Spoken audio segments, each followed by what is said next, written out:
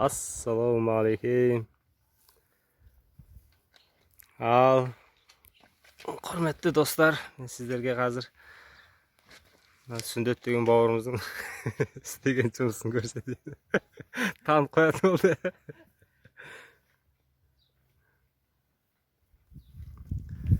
Міне бірінші өстіп бұлай арық қазып аламыз. Сүндет кел, көрсет жүр. Мында жақынырақ. Мына өзі қазған ұяшықтары бар. Соған тура тұспа-тұс кеп қалмау керек. Параллельный. Соның ортасына алып отырамыз. Мындай. Ана жағы метк салатыңызды көрсетіңіз бе? Жақынырақ. Міне бұлай біздікі арасы 40 сантиметрден егеміз. Бұлай жасап алсаңыздар болады, шамы төменірек. Енді бір метк салып көрсетіңіз. Мына ұяшықтарға тура түсіп қалмау керек. Әне? Шахматный ол керек. Иә. Осылай жіп тартып аламыз да. Ал бірінші жақсылап су салып аламыз мына капельнимен. Сосын оны ажыратып, бұлай ортаға жинастырып қоямыз да.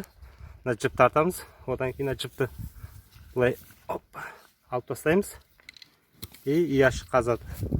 Ұяшық қазу үшін бізге мынандай буыр жасап аламыз.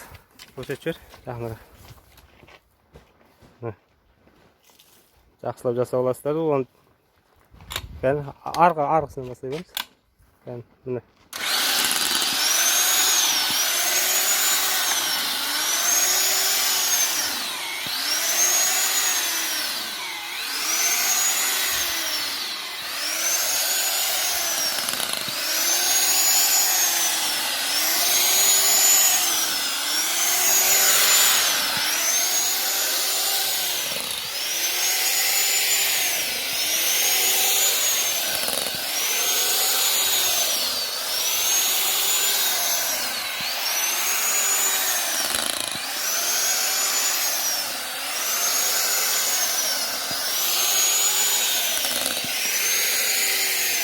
Оп, жайға.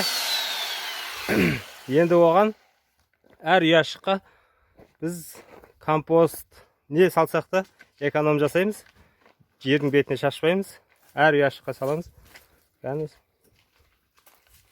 Мұндай.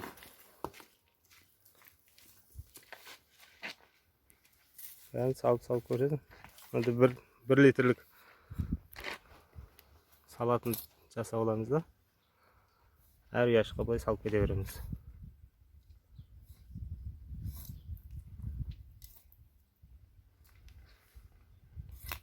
Әрі бізге терек, не салсаңыздар да бәрі эконом болады. Оның бетінде мынандай биогумус бар. Соны саламыз.